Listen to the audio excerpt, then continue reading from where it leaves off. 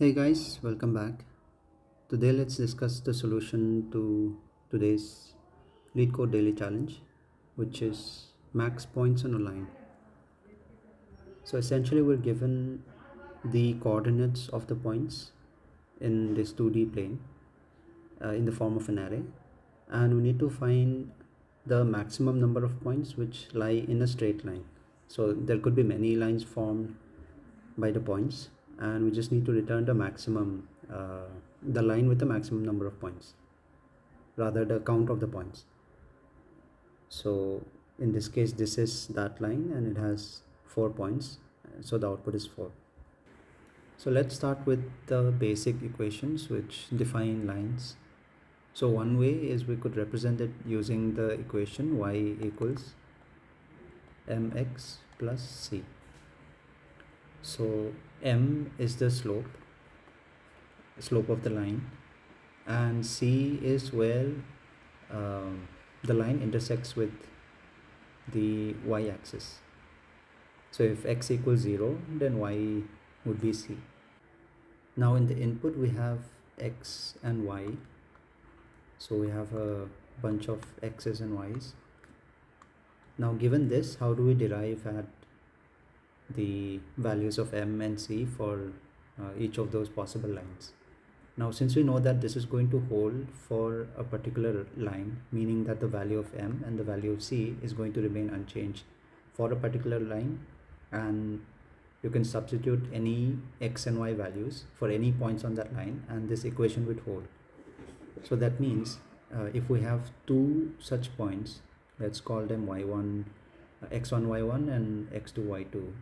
So let's write y2 equals m x2 plus c, and y1 equals m x1 plus c. So if we want to get m and c from this, let's just subtract these two equations, which means that y2 minus y1 equals m x2 minus x1, and c cancels out, which means m equals y2 minus y1 divided by x2 minus x1. So if we take the corresponding pairs and if we just subtract the y and divide it by the difference in x, we get the value of m.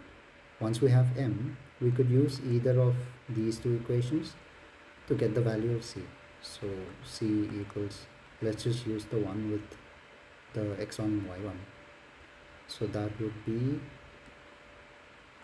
y1 minus mx1. Now how do we use these equations to help solve this problem? Well, these equations would be useful to figure out if a new point,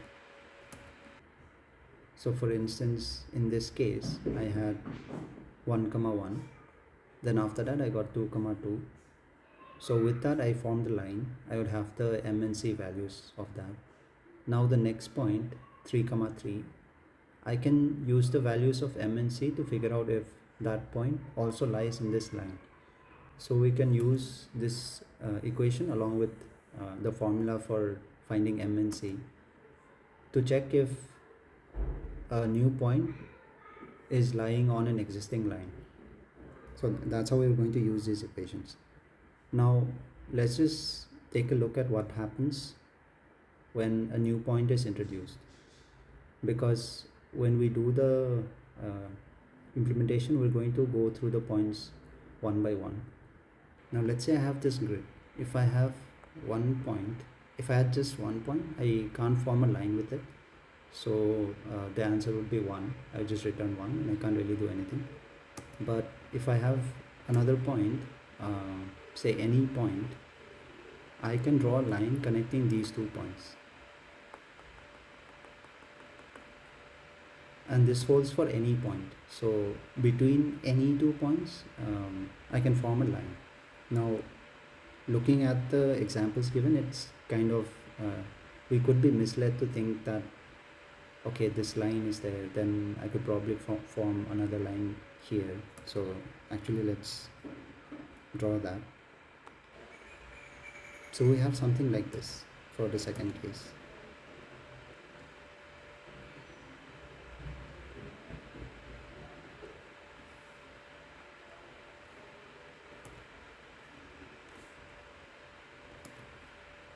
And as shown with the dotted line, these are the points connected by a straight line. And we can see this other line as well. It's kind of obvious. But apart from these two, we need to note that there are many other lines. So between every 2 points, we can form a line, right? So between this point and all the other points which aren't already in a line. So all of these are possible lines. So why this is important? When a new point is introduced, what can happen is that it can be part of one or more of the existing lines. So let's say in this case, let's just assume that this point wasn't there yet, and the new point which was introduced was this, meaning to say that this point came later in the array after all of the other points. So this would actually belong to both this blue line as well as the green line. So when a new point is introduced, it could belong to one or more of the existing lines, and there will be lines which don't include this point. For instance, this line that does not include this point, and so on for all of the other lines. So what we need to do is we need to check with all the existing lines if the new point is a part of those lines. If so, we can make a note of all of those points. And for the remaining lines which don't include these points, all of the points on those lines need to be connected with this new point to form new lines. So let's just write it down. So if we were to write down the pseudocode, it will be something like this. Actually, we should do this for all points. So for every new point, for all lines, and what do we mean by lines? I'm going to go into that in detail. Basically, we need to keep a track of the M, the C, and the points inside that line. So for all lines, we check if the new point is a part of that line. If it is a part, we increase the count of the points for that line, meaning we just add that new point to the list of points already.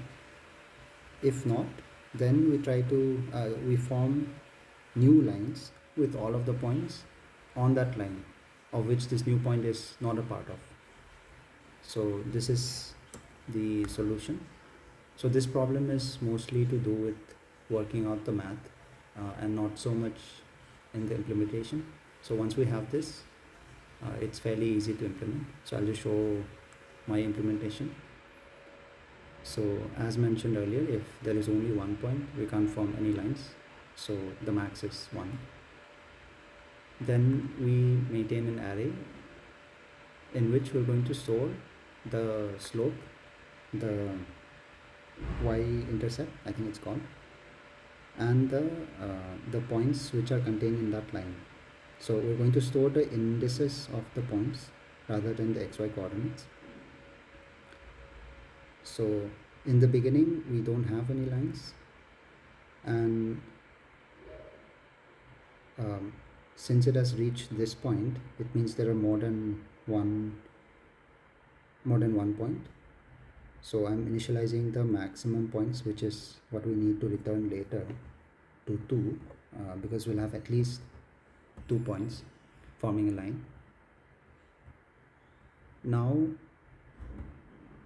this stores all of the indices with which I need to connect this new point, the new point x and y. And what we're going to do, as we iterate through all of the existing lines, if the new point is contained in any of these lines, we're going to remove those points because there's no point connecting them again because it's already part of the line. For instance, if I had this point, and this point already, and it was forming a line, and let's say this point was introduced, then I don't need to connect with these points, these 3 points, because they're already forming a line. Now, one important thing to note is that these equations, we need to have a special case for the condition of a vertical line. So if we see,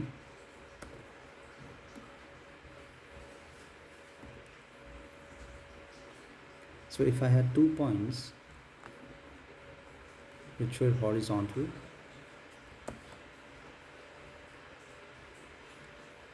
then their y values would be same. So the numerator here would become 0 and m becomes 0. So essentially the equation becomes y equals c, which makes sense because for every point, regardless of the x value, if the y value is the same as this y value, which is c, so every other point having c as the value of y would be part of this line. So this is already covered in the general equation. But if we check for a case where the line is vertical, we would see that the x values are going to be the same for both, which means the denominator is going to become 0, and we can't really do that. We're not going to use infinity to do all of this. So that is a special case where the equation becomes x equals c. So whatever point which has the value of x equal to this value, which we're going to denote by c, is going to be a part of this line. So in order to handle that special case, we're going to make the value of m as null or none in Python, and that is going to represent a vertical line. So that is just one additional thing to take care of. So we're checking if m is none, and if m is none, how do we check if the new point is part of that line? We simply check the value of x. If that x is also equal to the value of x for that line, then it's part of that line. So that is this case. Otherwise, if m is not equal to none, then we check if the equation holds. Now another thing to note is that since we're storing m and c, but these are going to be stored as floats, there could be some inconsistencies in the values. So it might not match exactly when I try to compute this for some new y. So yi equals mxi plus c. Now this m is going to be a float value, and this float is going to store only up to a certain number of decimal points. So we could lose out on precision, and hence if we were to check if y equals mx plus c, it might not exactly be equal. It might be, say, off by 0.0000, I don't know, a really small number. So this might turn out to be false when it's actually lying on the same line. So what we're going to do is, instead of checking for exact equality, we're going to find a difference and check if that difference is small enough. So this works. So yeah, if it is part of the line, we're going to add that point to the list of points for that line, and we're going to remove these set of points on the line from the ones with which I need to form new connections, and we're just updating the max points so that we don't need to compute it separately. And this part, we're just adding the new connections, basically the new lines. So for every other point which does not already form a line with the new point, I take those points, I compute the m and c values. So if the x value is same, then this becomes the special case of a vertical line, in which case I'm going to set m equals none for our convention. Otherwise, this is the regular formula which we've worked out.